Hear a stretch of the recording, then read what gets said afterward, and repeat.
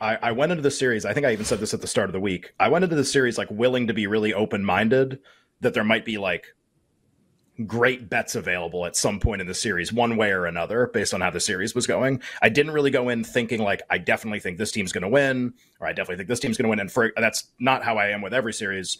I don't know what's right here. I don't know what's supposed to be right with this series specifically. So I was kind of willing to be swayed one way or another. Game 2, I think that going in open-minded allowed me to have a bet on the Kings in game 2 and feel really good about it because I wasn't like locked into this. Well, like the Warriors can't go down 0-2. Like they can't. Like it's like, well, no, they have like a ton of flaws. They can definitely go down 0-2. That can definitely happen. And they can still win the series too, by the way. Like they're so different. Their home road splits this year are so different. So I'm still open-minded. Maybe the Warriors are like a little more likely to win the series than this. And I have a bunch of thoughts about game 4 that I think are interesting. But just like for starters, I think I'm still really open-minded here. And I think that's okay. Like you don't have to, there's no need to like bridge jump after game 1 and be like, it has to be the Warriors or it has to be the Kings. I think there's very few things the rest of the series that would still surprise me. And I'm kind of trying to keep an open mind about who I could see advancing. I think more times than not in this series, the Kings have looked better. Just like eye test, I think they've looked better. But, right. You know, I mean, in the playoffs, like with all the experience that the Warriors have, it's a tough series to handicap. And I think the way that experience would manifest itself, and we haven't seen this yet, but like this is why playoff series are so interesting, is familiarity and adjustments, even like small stuff, like not that I can give you what the adjustments are going to be game to game, but just, okay, like the Warriors have been in a bunch of really long series before and the Kings haven't. And the way that will help them is like an ability to adjust as the series goes along that maybe the Kings don't have. So I think it's possible. It's funny because the favorite, so it's almost like what will the score of the series be in terms of who wins how many number of games? So Warriors 4-2 is the favorite in the market right now. It's at BetMGM plus 210. Warriors in 7. I'll just do in the number of games as opposed to the score. So Warriors in 6, 210. Warriors in 7, 250. So Warriors winning the series is the top two outcomes. Kings in 7, 320. Kings in 6, 550. So that would be winning 2 of the next 3 games, right? So I guess, like, do I agree that that's the right order even? Like, is the most likely thing that's from this point forward is the most likely thing, and this is based on the point spreads in the market, and I understand that. The Warriors are a big favorite, which we can talk about in game 4, 7.5. So is the most likely outcome in this series Warriors in 6? Do you agree with that? I would say so. I would say, yeah. Really? You don't think it's Warriors in 7? You don't think Warriors in 7 is more likely? Maybe. The Kings aren't winning another game? I don't know. I mean, the Warriors could have won either of those first 2 games. Like, I think the Kings would win game 5, but I mean, they definitely could. I think 6 games should be the favorite.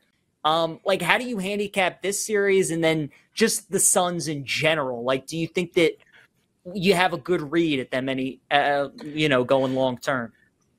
I feel like I have not a confident opinion, but at least like some kind of feeling about most of the series now that we've got, like 2 or 3 games of each of them. Mm-hmm. And, even Kings Warriors, it's like my opinion is that I have no opinion, but I'm like confident that I have no opinion. I'm like confident that like nothing will surprise me. And I've like made up my mind that that's how I'm going to go forward. Like I will not get attached to either of these teams. I won't do it. Like you can't make me. That series I think is just going to go a really long way. I go back and forth on the Suns, PJ, probably more than any other. I have $0 on them. I have $0 on them to win the West. I have $0 on them to win the series. I have $0 on them to win the title. I don't have a bet on any other players in NBA Finals MVP, which is they're probably one of the most interesting teams because they have multiple stars.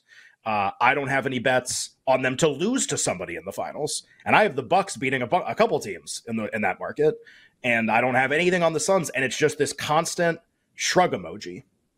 I don't know what this is going to end up being, and I feel like you could make a really compelling case for both sides. I think like Suns against Warriors or Lakers is really good. I mean, like either one's fine. They're both great. I don't even know who would give the Suns, like, I would just have to think about who would give the Suns more problems too. Probably Golden State, actually. But it's either of those are like a 10 out of 10 from just like a viewership standpoint. So who wins the West in like 5 seconds? Suns. What if I said Sacramento right now? What would happen? I don't know. Honestly, I have no idea. I don't either. The players that I have chosen to kind of like hitch my wagon to, basically. So one, we talked about, Sean and I did a few days ago, and the prices continue to drop. So hopefully everybody got in either before the series or when we did it a couple days ago, is Adam Fox, who's their like all-world defenseman, who has 6 assists already in 2 games in the series. So statistically, remember, this is MVP of the playoffs. The finals matter. Like, it'll be the more important series of all 4 series if they win, but like, it's nice to be off to a really good start. Like, what if we get to the Stanley Cup final and he has 30 assists? That doesn't matter? Doesn't matter that he has 30 assists? What if he breaks the record for assists in a postseason? Like, that stuff matters. So I still really like him, but his price is starting to get aggressively low because he's playing so well. Like, he's close to Shesterkin in terms of price in the market, basically. Patrick Kane is a player that the Rangers added at the trade deadline, and he's older. I think he actually won this trophy with the Blackhawks. And the entire pedigree of Patrick Kane, his entire reputation is being like an incredible postseason performer. Like, this is his thing. And if the Rangers win the Stanley Cup, and I wrote about this at my Substack, I was like, this is before the playoffs started. Basically, I go, the argument for him is he's 200-1. And that's like the floor of how he can be rated. Like, he's rated like an afterthought, but his ceiling is to be much, much, much, much better than an afterthought. To be like one of the more impactful players in this entire playoffs. That's his ceiling, because he's done it before. And they basically rested him at the end of the season to have him be ready for this. So here's like the thing that I don't understand, and this is just me probably being stupid. I don't know a lot about hockey. I think he has outperformed probably our expectations for him through 2 games of this series. And I think at some point you would think like a light would go off in how he is priced, where it's like, hey, this is a huge named guy on a team that's now the second favorite to win the Stanley Cup. And like, he's impactful. He's like he matters. And he's still 130-1 somewhere to win the Conn Smythe trophy. So it's gone from 200 to 130. I've like tried to not like aggressively just bet right into this number and instead bet a bunch of places that have a similar number and not like crash this. But like, I've bet all I can on this. Like, I'm in and I'm fully loaded. And if we want to crash the market now, I don't care. So I think 130-1 is absolutely insane. And I think he's priced alongside a dozen players who have a 0% chance to win. And he, even if you think I'm an idiot, he doesn't have a 0% chance to win. These other players do, and he's not 0. He's at least 1%, whatever it is. He's not 0. I think the Rangers are the most likely team to win the Cup. Shesterkin's the most likely Ranger to win the trophy. Fox is also having an outstanding postseason. Kane is like, I don't know if he's going to be the winner of the Conn Smythe trophy.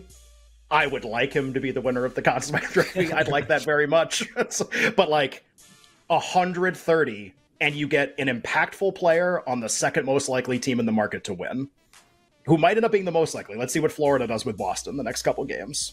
Let's see what happens in that race as well. So I know that was like kind of long-winded.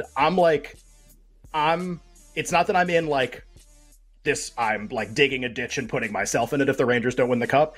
I just am like really bullish on this opportunity, honestly. Like, I think this team might be the nuts in this tournament. I really do.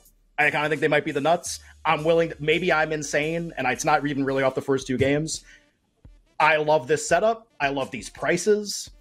I'm just like kind of in, and I don't even like hockey very much. So maybe I'm going to be an idiot, but I'm really in on this stuff. So Rangers and these players, like, this is like my number one thing right now.